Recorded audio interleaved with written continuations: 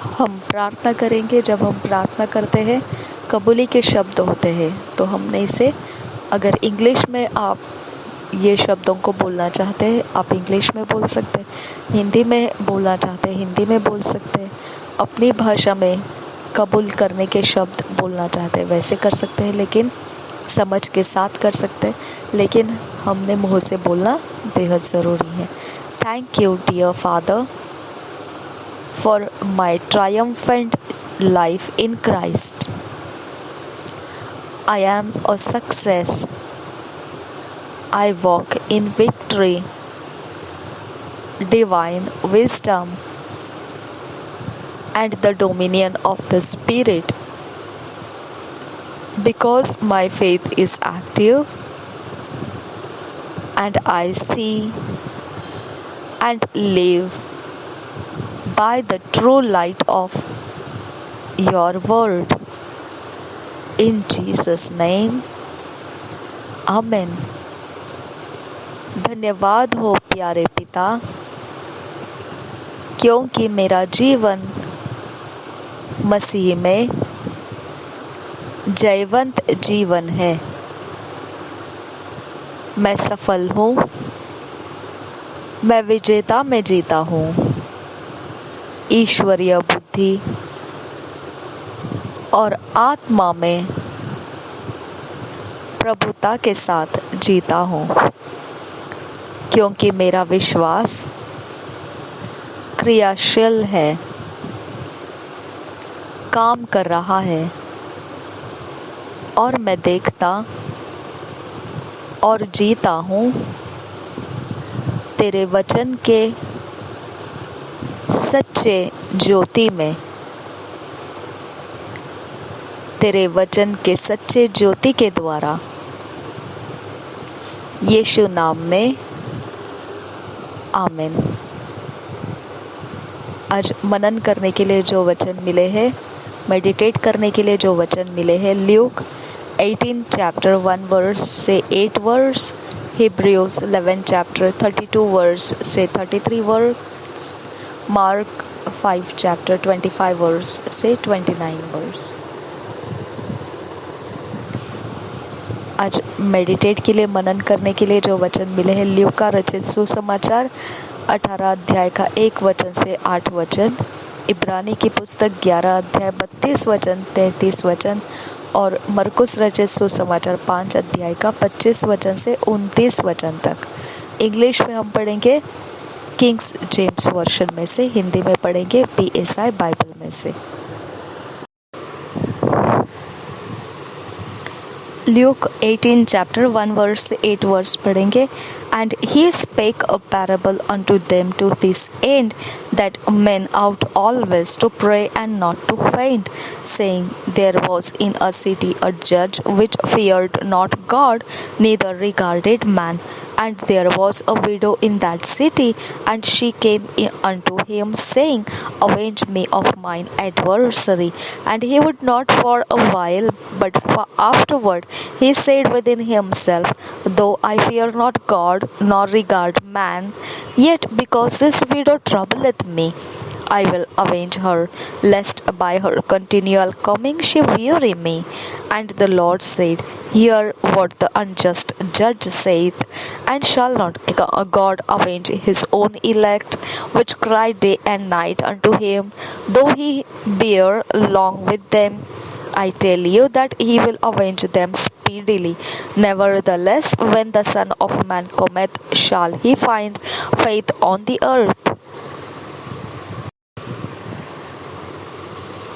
लूका रचित सुसमाचार 18 अध्याय 1 वचन से 8 वचन तक पढ़ेंगे। फिर उसने इसके विषय में कि नित्य प्रार्थना करना और हियाव न छोड़ना चाहिए, उनसे यह दृष्टांत कहा। किसी नगर में एक न्यायी रहता था, जो न परमेश्वर से डरता था और न किसी मनुष्य की परवाह करता था। उसी नगर में एक विधवा भी रहती थी, जो उसके पास आकर कहा करती थी, मेरा न्याय चुकाकर मुझे मुद्दई से बचा। कुछ समय तक वह न माना, परंतु अंत में मन में विचार कर कहा, यद्यपि मैं न परमेश्वर से डरता और न मनुष्यों की कुछ परवाह करता हूँ, तो भी यह विधवा मुझे सताती रहती है, इसलिए मैं उसका न्याय चुकाऊंगा। कहीं ऐसा न हो कि घड़ी घड़ी आकर अंत को मेरी नाक में दम करे। प्रभु ने कहा, सुनो, यह अधर्मी न्याय क्या कहता है। इसलिए क्या परमेश्वर अपने चुने हुओं का न्याय न चुकाएगा, जो रात दिन उसकी दुहाई देते रहते हैं? क्या वह उनके विषय में देर करेगा? मैं तुमसे कहता हूँ, वह तुरंत उनका न्याय चुकाएगा। तो भी मनुष्य का पुत्र जब आएगा तो क्या वह पृथ्वी पर विश्वास पाएगा? Hebrews 11 chapter 32 से 33 वर्स पढ़ेंगे किंग्स जेम्स वर्जन में से। And what shall I more say, for the time would fail me to tell of Gideon and of Barak and of Samson and of Jephthah, of David also, and Samuel, and of the prophets who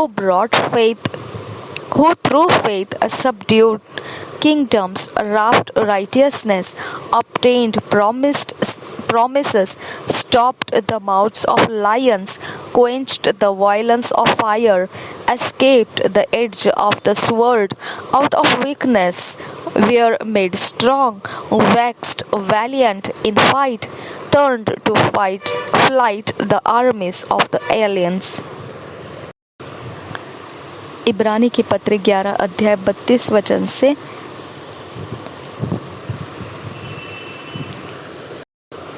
33 वचन तक।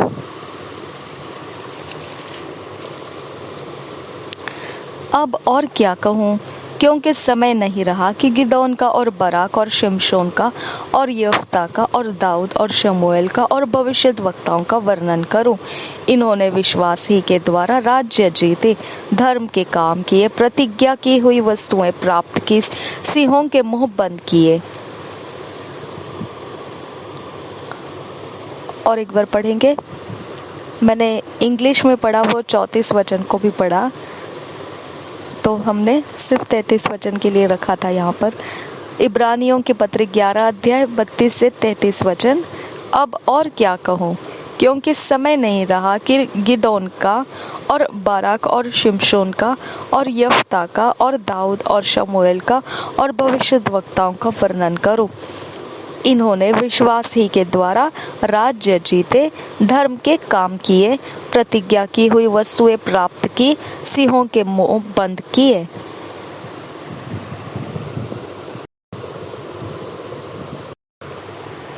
Mark 5 chapter 25 verse से 29 verse पढ़ेंगे।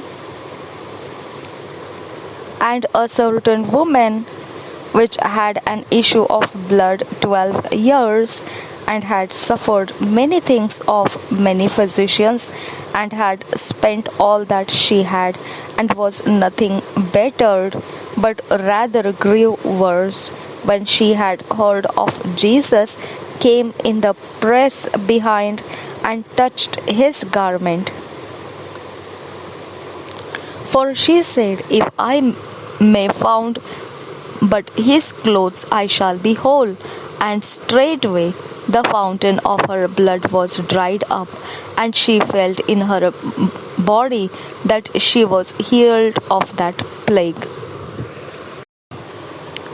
मरकुस रचित सुसमाचार 5 अध्याय का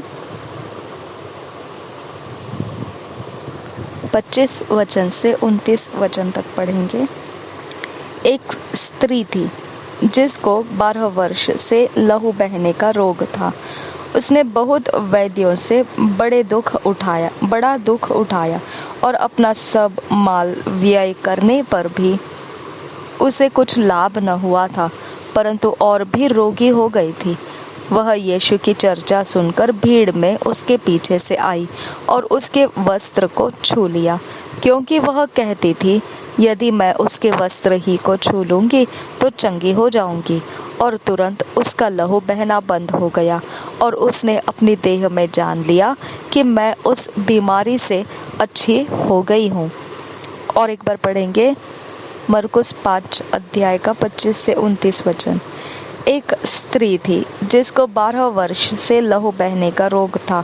उसने बहुत वैद्यों से बड़ा दुख उठाया और अपना सब माल व्यय करने पर भी उसे कुछ लाभ न हुआ था, परंतु और भी रोगी हो गई थी। वह यीशु की चर्चा सुनकर भीड़ में उसके पीछे से आई और उसके वस्त्र को छू लिया, क्योंकि वह कहती थी, यदि मैं उसके वस्त्र ही को छू लूंगी तो चंगी हो जाऊंगी। और तुरंत उसका लहू बहना बंद हो गया और उसने अपने देह में जान लिया कि मैं उस बीमारी से अच्छी हो गई हूँ।